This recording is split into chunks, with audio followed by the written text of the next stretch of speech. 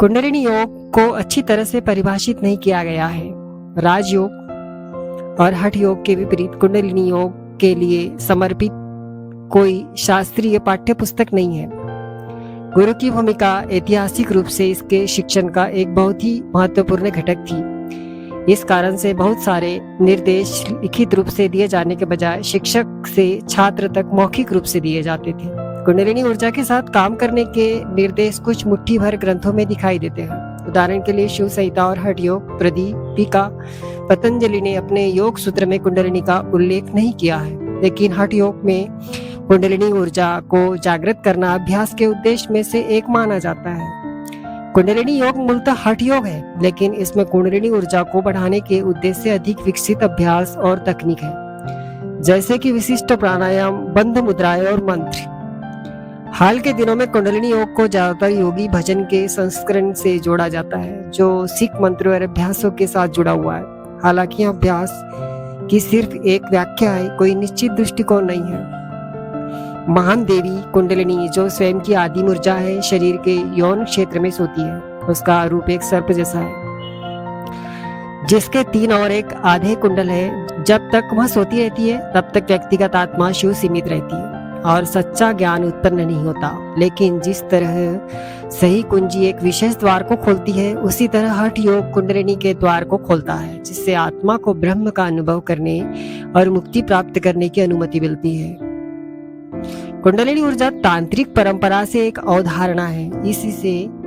इसे विभिन्न रूप से देहधारी चेतना की सहज बुद्धि या एक अव्यक्त सहज आध्यात्मिक शक्ति के रूप में जाना जाता है। इसे कभी कभी स्त्री या शक्ति, आनंद या सर्प शक्ति कहा जाता है। अन्य स्रोत इसे ब्रह्मांडीय ऊर्जा, शुद्ध रचनात्मक शक्ति, आंतरिक अग्नि, अचेतन आत्मा की ऊर्जा और जागृत प्राण के रूप में वर्णित करते हैं। कुंडलिनी यह हमें अपनी पूरी क्षमता तक पहुंचने की अनुमति देती है।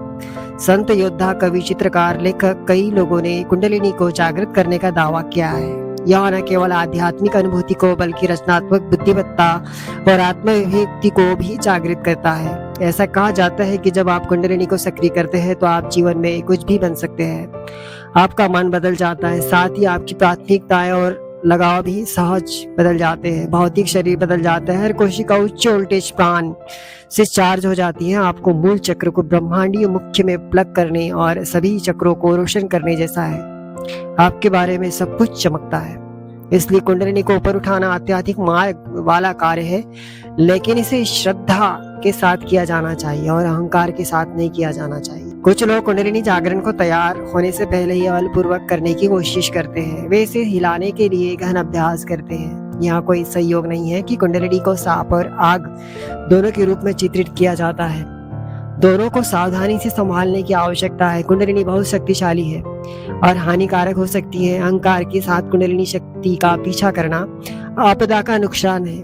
बहुत अधिक शारीरिक दृष्टिकोण से कुंडलिनी को समान रूप से उत्तेजित करने से शरीर में अत्यधिक गर्मी और तनाव उत्पन्न होता है और तंत्रिका तंत्र को नुकसान पहुंच सकता है। कुंडलिनी जागरण की दिशा में काम करना, शरीर और मन को तैयार करना, और जब आप तैयार हो तब इसे होने देना एक बेहतरीन तरीका है। पश्चिम में पूर्ण कुंडलिनी जागरण दुर्लभ है। भले ही लोग आपको कुछ भी कहें, शरीर में बहुत सारी अलग अलग ऊर्जाएं होती है और उनके जागरण को कुंडलिनी के साथ भ्रमित नहीं किया जाना चाहिए। जागृत कुंडलिनी को अपना लक्ष्य बनाए, लेकिन धैर्य पूर्वक आगे बढ़े।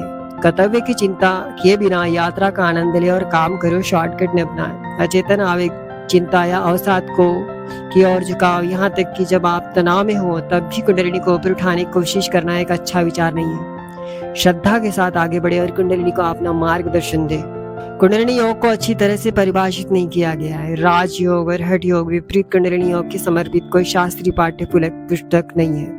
एक प्रसिद्ध व्यक्ति है जो कहती है, खुद को जानो और दुनिया तुम्हारी है। कई मायने में है कुंडलिनी जागरण के अनुभव को सारांशित करता है। कुंडलिनी योग को अक्सर जागरूकता का योग कहा जाता है, जहाँ जो कुछ भी अवचेतन है वह चेतन हो जाता है। जब तक हमें कुंडलिनी का प्रत्यक्ष अनुभव नहीं होता, तब तक यह समझना मुश्किल है कि यह क्या हो सकता है। कुंडलिनी आखिरकार विचारों और इसलिए वर्णन से परे है, लेकिन कल्पना कीजिए कि हर चीज से स्रोत से जुड़ने में सक्षम होना जीवन की जीवंतता और तीव्रता तो इसे लाएगी। कुंडलिनी को समझने का एक आसान तरीका प्रवाह अवस्था है। एक एथलीट के बारे में सोचे जो जोन में है, शरीर, सांस और मन पूरी तरह से समन्वय में है। प्रवाह अवस्था में लोग जो कर रहे हैं उसमें पूरी तरह से लीन होते हैं और अक्सर उन्हें समय का कोई बोध नहीं होता। पूर्ण भागीदारी के क्षणों में लोग ऊर्जा की एक असाधारण भावना दिखाते हैं जो सामान्य स्थिति में संभव नहीं है। वे पूरी तरह से केंद्रित होते हैं, ध्यान भटकाने से परे होते हैं और पूरी तरह से मौजूद होते हैं। प्रवाह अवस्था में कुंडली को आंशिक रूप से सक्रिय माना जाता है। जब कल्पना के परे आप लगातार इस अवस्था में या उस तक पहुंच सकते हैं, आपका जीवन इतना अधिक गहन और समृद्ध हो जाएगा। आप कितना अधिक सृजन और उपलब्ध कर सकते हैं। यदि आप बाहरी दुनिया और चेतन प्रक्रियाओं जैसे कि भय, क्रोध, निरंतर लालसा या घृणा या यहाँ तक कि आपकी जागरूकता से नीचे संचालित होने वाली शारीरिक कार्यों से विचलित है, तो आप प्रभावावस्था में नहीं हो सकते। जागृत कुंडली शांति की एक बड़ी भावना और अत्यधिक विस्तारित चेतना प्रदान करती है, जिससे आप ऊर्जा के तरीके और इसलिए सृष्टि के पूरे तंत्र को समझ सकते हैं। अगर यह वीडियो आपको पसंद आए तो चैनल को जरूर लाइक करें और साथ में सब्सक्राइब और कमेंट भी करें। धन्यवाद।